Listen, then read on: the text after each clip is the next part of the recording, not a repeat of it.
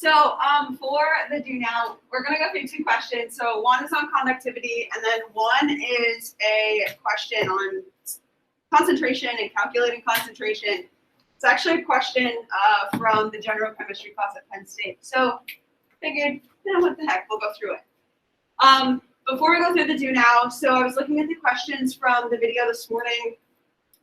Remember from video 15, colloids is not part of the test. So there were some questions like, do you need to write the table at the end? No, you don't have to. You don't have to know the difference between colloids and solutions and suspensions. But there were some questions on colloids and like what kind of properties they have. So milk is actually a colloid. So like milk still boils, it still freezes, so it still has a boiling point and a freezing point. It's a kind of a heterogeneous solution versus like a homogeneous solution like we're used to. And it does have a little bit different properties in terms of if light can shine through it, things like that.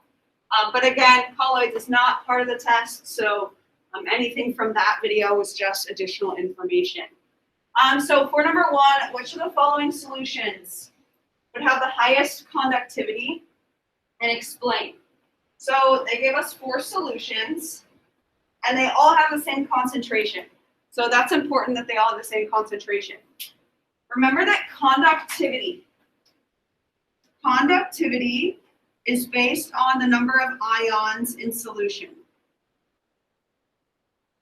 So something conducts electricity if it has ions flowing through solution. So when you're looking at which has the highest conductivity, you're looking to see first, does it even break apart into ions? And then if it does, how many ions and what concentration would that result in? So if we take a look at each of these solutions, NaF. So NaF is ionic.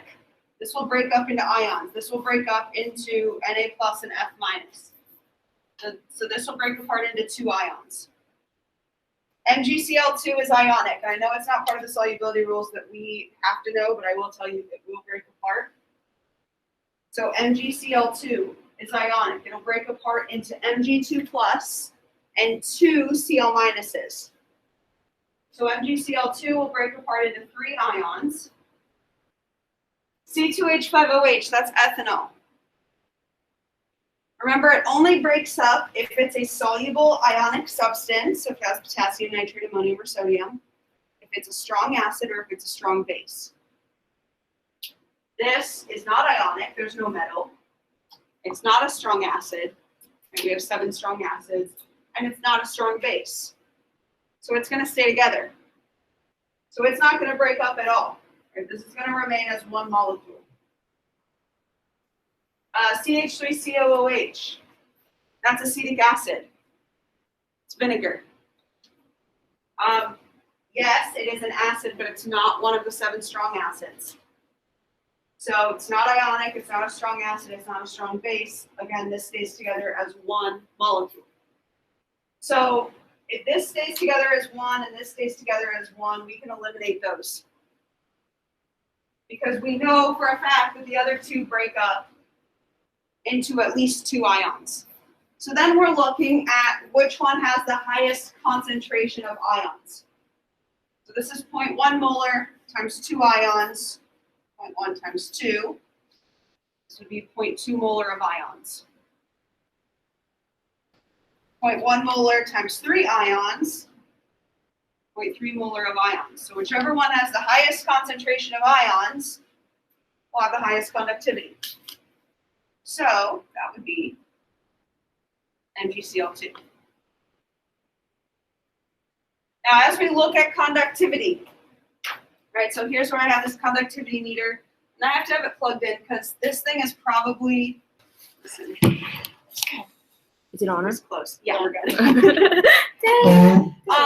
So this conductivity meter is probably older than I am.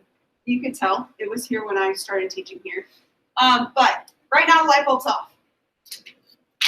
It is, so it's plugged in. That's why I have to stand over here. So if I put this into something that conducts electricity, the light bulb will turn on. So I just had it sitting in an empty beaker, right? There's nothing, right? It doesn't conduct. I can put it in water. It's not going to conduct. Water doesn't conduct electricity. Now, tap water sometimes conducts electricity because of the free-flowing ions and things that are in it.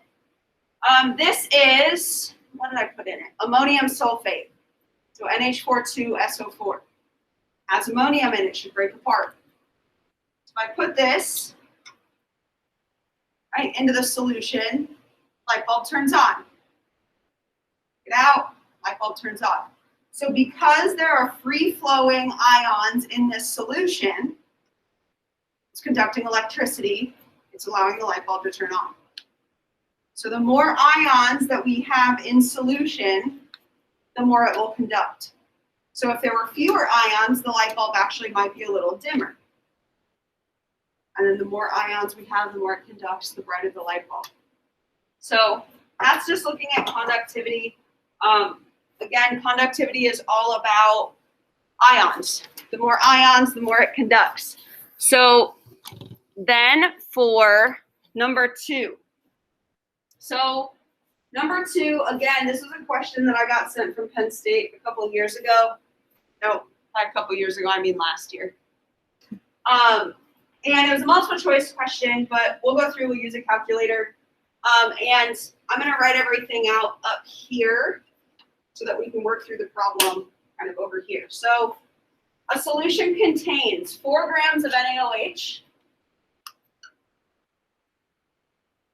contains 5.61 grams of KOH, 1.03 grams of rubidium hydroxide, RBOH, in 90 grams of water.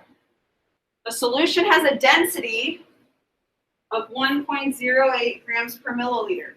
So the entire solution, when everything is together, has a density of 1.08 grams per milliliter. What is the molarity of OH minus?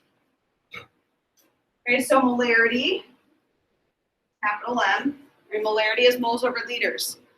So if I want the moles of OH minus, I want the total moles of OH minus over the volume of solution. The total moles of OH minus over the volume of solution. Volume has to be in liters. So I need to take each one of these, and I need to go to moles. Because each one of these solutes is contributing some OH minus to the solution. Then we'll figure out how we can find the total volume of solution as well. So if we start, we're just going to start by going to moles. If I need total moles of OH minus, I first need to figure out how many moles of each of these solutes we have. So molar masses. I calculated the molar masses while I was standing in the hallway this morning. NaOH is 39.998 grams per 1 mole. Potassium hydroxide is 56.108 grams per 1 mole. And rubidium hydroxide is 102.478 grams per 1 mole. Now, if you notice, we probably could have rounded this and done it without a calculator, but we're just going to use our calculator.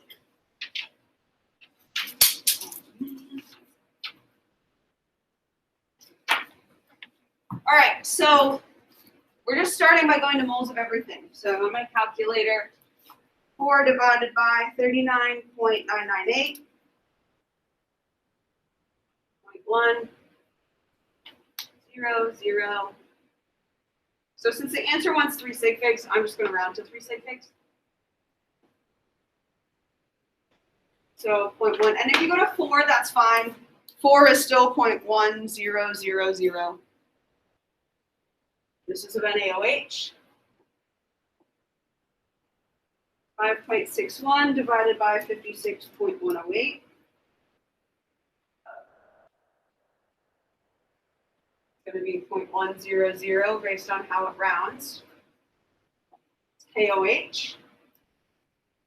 And 1.03 divided by 102.478. 0.0101 moles of RbOH. Be careful with your decimals. These are both 0.1, this is 0.01. So this solution has hydroxide coming from 3 different places. Now here's what I want to look at. NaOH. What is the ratio of NaOH to OH minus? If I have 1 NaOH, how many OH minuses do we have? Just 1.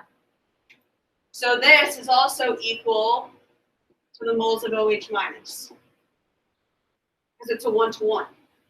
KOH. For 1 KOH, there's 1 OH minus. This is also equal to the moles of OH minus. And rubidium hydroxide is 1-to-1.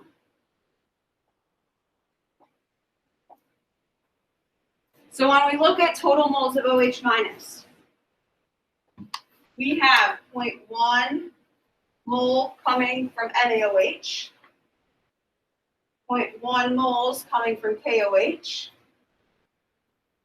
0.0101 moles coming from RbOH. So total moles, we are adding up the 3 places that hydroxide is coming from. Now we need the volume of solution. Now they gave us density. Density lets us go between mass and volume. So we need to figure out when we add all of these masses together, solute, solute, solute, and solvent, what is the mass that we get? So if we add them all up, the reason that we're adding them is because we have a solute, like solute plus solvent is the solution. We don't just want the solvent, that's molality.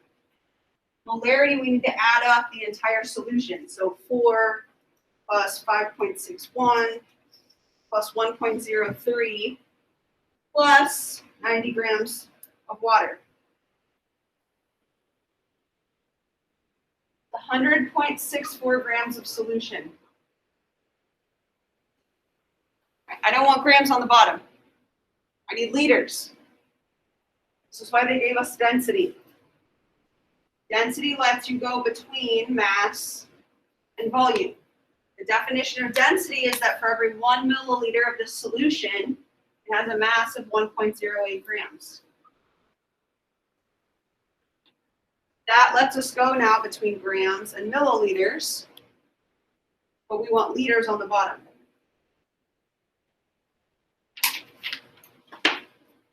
So there are 1,000 milliliters in 1 liter. So if I do 100.64 divided by everything on the bottom, 0.0932 liters of solution. Again, what I had to do is I had to add up all of the components of the solution, the 3 solutes and the solvent, to find the mass of the solution. And then you can use the density to go from mass to volume.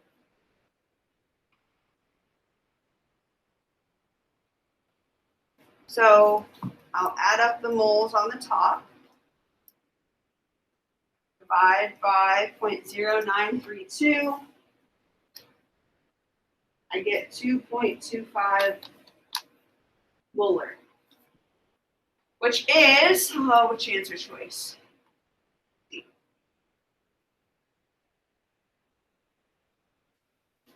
So very similar to questions that we've looked at already, right, with concentration. So you can see a lot of what we do is exactly what freshman college chemistry classes are doing. Any questions on the do now? I'll put it like if it wasn't equal to 1 mole. Mm-hmm. Of the K of that. So, like if this was maybe like calcium hydroxide instead. So if this was calcium hydroxide instead, what I could actually do is over here, I could actually say for every 1 mole of whatever the salt is, there's 1 or there's 2. If it was calcium hydroxide, there'd be 2 moles of OH minus. So you'd have to multiply by 2. Oh, okay. Yeah. Or if it, well, you'd just see 1 or 2. We wouldn't really ever see aluminum hydroxide. So then you're just multiplying, like, since these were all 1 to 1, the moles were equal. If this was 1 to 2, then you're just multiplying your moles by 2, so one of them would just be 0.2. Yep. Other questions? All right. So what we're going to do is, I had a funny joke today. So I have today is like a catch-up day. Get it? Oh. Get it? Get it. Anish didn't think it was funny yesterday when I showed him. Really? I was like, look, it's a catch-up day tomorrow. He's like, I hate you. It's fine. So there's going to be some time, and by some, I mean there's a lot of time to work today. I do want to focus on one thing kind of together. I'm still going to have you guys actually do it on your own just to kind of see what you might need to review for tomorrow. So there are 2 very short free response questions on page 19 of the notes. So right underneath the multiple choice questions, there are 2, and I don't even want to call them free response. They're like short answer. I pulled one part of a free response question out. And so I'm going to time you guys. I'm going to give you guys about 5 minutes for both questions. And again, like I want you to just try it on your own. Use a calculator because remember, this is in your notes. You can always go back and you can fix things and you can change things. And then after we do that, you're going to have time just to work. So there is a practice sheet. That's the last page of chapter 12. So remember that tomorrow's quiz is all multiple choice, but it's chapters 12 and 13. So types of solids and then solutions. So the last page of chapter 12 actually has a practice sheet. I'll link the answer key up here too. And then you'll have more time if you need to continue working on the solutions, multiple choice questions. I have the answer key up here. And then I'll review any like major questions that people have with about 15 minutes left in class. I said 15, might even be closer to 10. So I'll just have like everybody come back together, everybody that's on Google Meet and everything. I know there were 2 questions so far. I think 10 and 11 I had questions on, but then I'll kind of talk through some of them, and then you'll have time to work on mastering. And then tomorrow the quiz will be during the second period of class. Okay, so I want you guys to first flip to page 19 in your notes.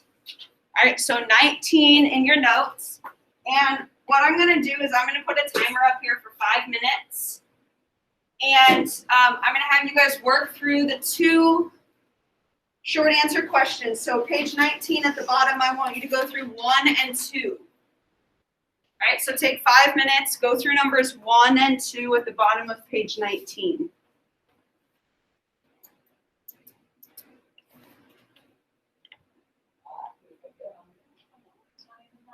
Okay, so that was 5 minutes. Now, I'm going to put the answers up here. I'm going to kind of talk through each one. So 1 was math, 2 is actually a like representation, and I'll talk through number 2 after. So for number 1, it gives you the concentration. So the brackets represents concentration, which you could see is molarity. So the concentration of Ag plus is 7.1 times 10 to the negative 7. Calculate the minimum volume of water in liters necessary to completely dissolve a 5-gram sample of Agbr at 298 Kelvin. Molar mass of Agbr is 188 grams per mole. So just look at what you're given. You're given molarity and you're given grams. You're solving for volume. Well, molarity is moles per liter. So if you're solving for liters, that means you should have everything else to get plugged in. Now, the concentration of Ag plus is the same as that of Agbr because it's a 1-to-1 ratio. So kind of looking at what we looked at before, you have Ag plus, right, 1 Ag plus, there's 1 Agbr. So that's why the concentration is the same. And so I just plugged the concentration of Ag plus, which is the same as Agbr, into molarity. Now, in order to plug values in, you need to be in moles and in liters. So I took the grams of Agbr and I went to moles. They gave us the molar mass to help us. So I went from grams to moles. Right, there's my moles. Now be careful with the math. You multiply x over, and you divide by 7.1 times 10 to the negative 7. So x liters is 0.026596 moles divided by the molarity. You get 37,000 liters.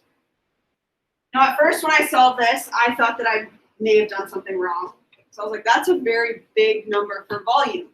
But then when I looked back at the molarity, this is a very, very dilute solution, meaning that you have to have a lot of solvent for whatever your amount of solute is. So having such a large volume of solution with 5 grams makes sense because the molarity is so small. So number 1, you are just solving for volume. Number 2, so it gives us a lot of other information because this was just part of a bigger free response question. So it tells you have this unknown metal, you're mixing it with AgNO3 solution. The student collects by filtration, dries, records data. It says make a drawing that represents the AgNO3 solution before the reaction occurs. So it wants you to represent an AgNO3 solution. Solution means it's aqueous. Because it has nitrate in it, it breaks apart into ions. So it wants us to represent Ag plus and NO3 minus in solution, which means it's in water. So we're looking at how water orients itself around Ag plus and how it orients itself around NO3 minus. So we're looking at Ag plus, the oxygens orient toward the Ag plus because oxygen is partially negative. Notice how I did not put any charges or anything on water. Only the charges are on the ions, the ones that carry full charges. So oxygens will face toward Ag plus, the hydrogens will face toward NO3 minus because hydrogen is partially positive.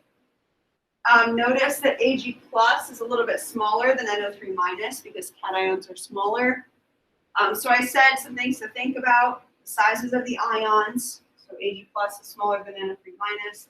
And the orientation of water's dipoles. So the hydrogens always face the negative ion, the oxygens always face the positive ion. So that's just going back, reviewing kind of like the solvation process. Any questions on these two? So for number 2, we really only need the last sentence. Yes. Okay. Yeah, that makes sense. I started writing a bunch of stuff down and I was like, oh man, I didn't even need it. So yeah, this is giving like a whole bunch of other information. So this got pulled from a longer free response question. So I was starting to like go through the stuff that I knew was in the other part of the question. Then I was like, nope, just drawing. So yeah, you're just worrying about that last sentence for number 2. Other. Nope. Okay, so I'm gonna put the slide back up that has things to work on. So you have a few different options of what you want to work on. You can work with other people if there are people at home and you want to like FaceTime or like Google Meet them in, you can. So you can keep working through the multiple choice questions if you did not finish those. For the quiz tomorrow, the multiple choice questions are going to be one of the best ways to review chapter 13. There's no solids within this, but if you just go back and you review your chapter 12 notes, that'll be a good review for the solids. But the multiple choice questions for solutions is going to be one of the best ways to review for chapter 13. The answer key, if you didn't like pull it up yesterday, you want it up today, the answer key is here. We'll review kind of like questions. So if I notice that a lot of people are asking similar questions, again, I know that, I'll just make this list. I know we already have 10 and 11 that people have questions on. So I'm at least going to talk a little about those. And you can also work on mastering. So mastering is due Thursday. Yes, I know the quiz is tomorrow, but mastering is due Thursday. I already told you guys it was due Thursday, so I'm not going to change it to Wednesday, even though the quiz is Wednesday.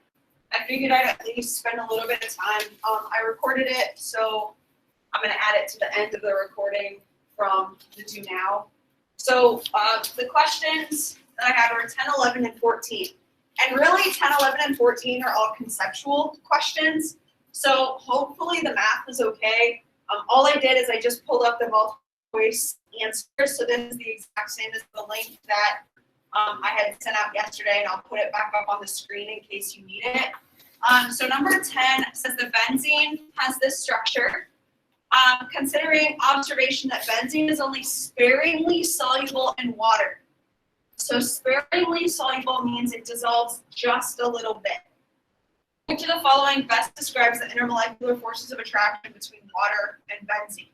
So if it dissolves just a little bit, that means that there is only very weak attractions between water and benzene.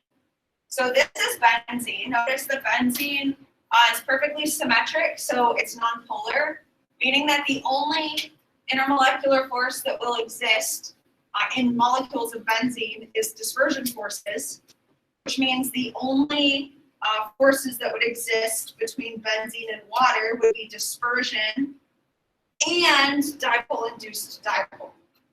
So if we look at the multiple choice answers, so A says benzene is nonpolar, therefore there are no forces between water and benzene. That's not true because benzene does still have London dispersion forces. So yes, benzene is nonpolar, that's true, but the fact that there are no forces between water and benzene, that's false. There are still dispersion forces. Part B says that the hydrogen atoms in benzene form hydrogen bonds. That's not true. In order for a hydrogen to hydrogen bond, it needs to be covalently bonded to NO or F. So benzene cannot hydrogen bond, so that's false. Part C says benzene hydrophobic. So hydrophobic means water fearing. And therefore there's a net repulsion between water and benzene. That also is not true because it does say that it's sparingly soluble. So it does dissolve a little bit. Then D says there are dipole-induced dipole and London dispersion interactions between water and benzene. That is true.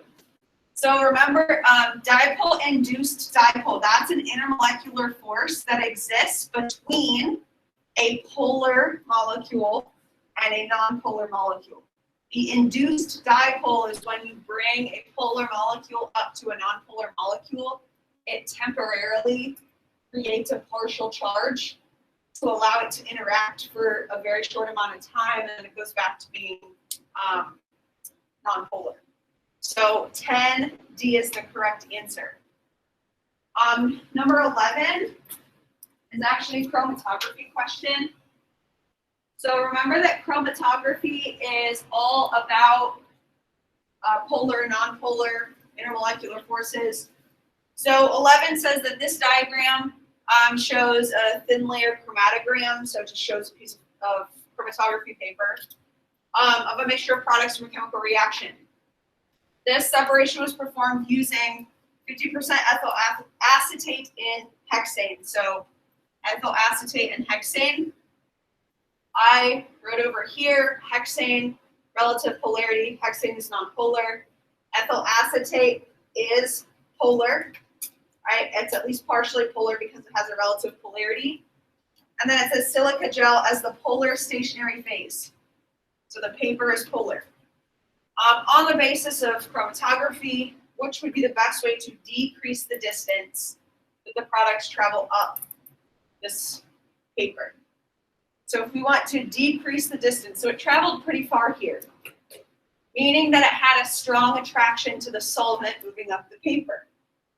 So if we don't want it to travel up as far, that means that we want to create less attraction to the solvent. So if we want to create less attraction to the solvent, one thing that we could do is that we could reduce the amount of polar substance that we have in the solvent. Right? A doesn't matter, pentane and hexane, they're essentially the same in terms of polarity. Methanol also, we'd be adding a polar substance, so then we look at decreasing or increasing. C and D are both increasing polarity. Right? C and D are both increasing polarity because both of these are polar. If we want to decrease how much it goes up, so maybe we only want it to go up this far instead, then we want to change the solvent. By decreasing the amount of ethyl acetate, we're going to make it more nonpolar, so it wouldn't travel as far, right? It'd stick more to the paper instead. And 14. So 14 is another conceptual question. Okay, 14 had two diagrams. And these diagrams look kind of weird at first, but once we read through the question, it says that we have oxygen that dissolves in water. So we have oxygen surrounded by water. We have oxygen surrounded by water. These diagrams represent possible models. Which one provides the better particle representation for the solubility of oxygen in water and why? So before I even looked at the answer choices, I looked at these two diagrams. These dotted lines here represent hydrogen bonds between hydrogen and oxygen, Oxygen, O2, does not have the potential to hydrogen bond. So diagram 1, right, this could not occur. O2 cannot hydrogen bond. O2 is a nonpolar substance. So I eliminated A and B right away because A is not true. O2 cannot form hydrogen bonds. And it says in part B, or in option B, that O2 are polar molecules. O2 isn't polar. Oxygen, O2, is nonpolar. It's perfectly symmetric. So then we're between C and D. So if we look at diagram 2, this is showing O2 with an electron cloud around it. Notice how the electron cloud has shifted, partial positive, partial negative. It shows the oxygens facing the partial positive, hydrogens facing the partial negative. Well, oxygen is nonpolar. So if we've created this partial positive and partial negative, what happened here is an induced dipole. That's a temporary dipole to allow for interaction between a nonpolar and a polar substance. So if we take a look at these two answer choices, answer choice C says the polar H2O molecules can induce temporary dipoles. Part D says the other way.